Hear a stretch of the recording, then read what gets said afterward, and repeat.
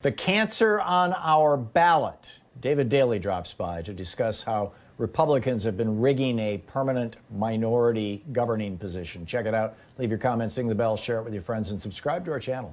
Thom Hartmann here with you. On the line with us is Daley, the editor to the New Republic. He's the author of Ratf, Why Your Vote Doesn't Count. In fact, he was on our program about that book a while back. And Unrigged, How America Backslid the Gerrymander and Reinvented Democracy. But to this point, he's got a new piece called Cancer the Ballot over at the New Republic's website, newrepublic.com. And his Twitter handle, by the way, Dave Daley #3. Dave Daley. Dave, welcome back to the program. Tell us about the cancer on the ballot. Thanks for having me on, Tom. What we are seeing across this country is a widespread growth of Republican minority rule. We are seeing this through gerrymandering, through the 50 million of us that live in a state where Democratic candidates win more votes, but Republicans hold power anyway. We are seeing this in the U.S. Senate, in the Electoral College, on the U.S. Supreme Court. And the point that I want to make in this piece is that this started before Donald Trump.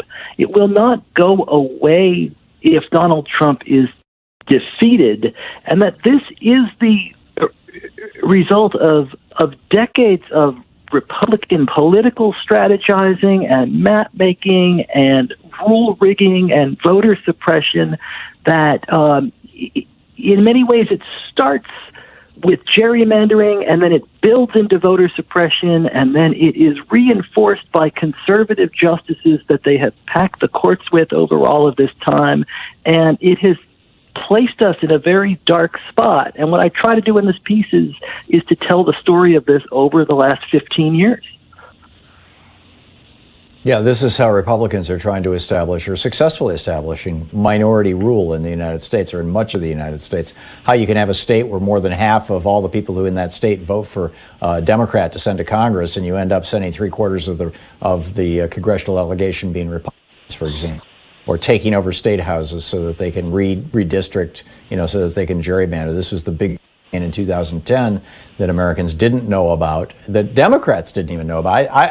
I didn't know, and I learned this from reading your article, David, that the Democrats were blindsided by Red Map, by this campaign to selectively target state House and Senate districts where they could then flip those House and Senate seats in a way that in 2010 would give them the ability to gerrymander things into like I said, permanent Republican rule.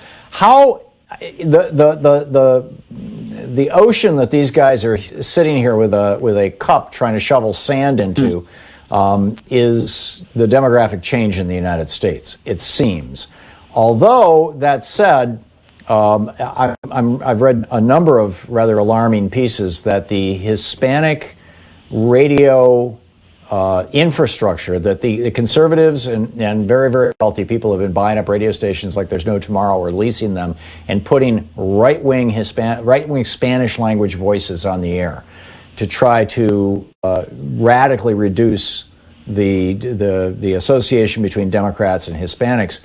And that seems to be working. Trump is gaining with Hispanics because because Biden is being trashed every day on the air in Spanish language in cities all across America by these stations.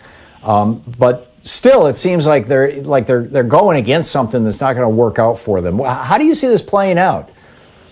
I think we keep believing that demographics is destiny, and that at some point in time the changing nature of America is going to make this more difficult for Republicans to do. I mean, Lindsey Graham at one point in time used to say that they're not making old white people fast enough for the Republican Party to continue prospering.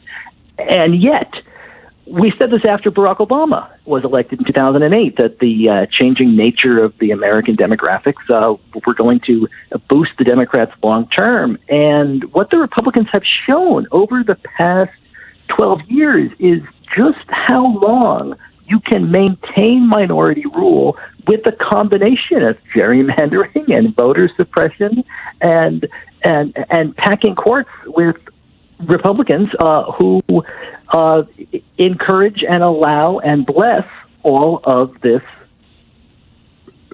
rule rigging and voter suppression.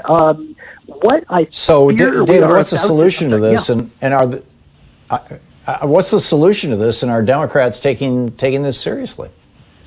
Oh, I think Democrats are taking it seriously. You're exactly right. Democrats were blindsided by this in 2010. I tell the story in the article about how Eric Holder and Barack Obama were taking a look at the numbers in 2012 after Obama wins, and that they can't understand why a pretty good reelection, why holding on to the U.S. Senate didn't also turn into more members of Congress and state legislators in states like Ohio and North Carolina and Florida and Michigan and Wisconsin.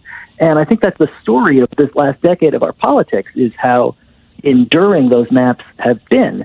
Democrats continue to win more votes in all of those states all decade long, and they cannot take back a single chamber of any of those state legislatures. Democrats are fighting very hard right now to try to flip back those chambers. On the other hand, Republicans are trying to manipulate the census ahead of the 2021 redistricting that is coming. They want to use citizen voting age population, not total population, to draw these lines. This is going to be their tactic to try to make state legislatures older, whiter, more rural, more conservative over the course of the next decade. This is going to be fought out in the courts. All of these battles are going to be fought in the courts if Democrats do not take seriously the need to expand and right-size and unpack what has happened in the federal judiciary over the course of the last decade and a half. We are going to be in the cold on voting rights for a long, long time to come. Yeah, I agree. And I think that the Democrats need to figure out a way to respond to the message that's being sold both on conservative talk radio and in particular on conservative Spanish language talk radio, or even English language talk radio that's very, very heavy on Spanish music or Mexican style music. Is that the Republicans are trying to teach you how to fish. The Democrats want to give you a can of tuna fish and say, depend on me, I'll keep giving you tuna fish if you just hang out with me.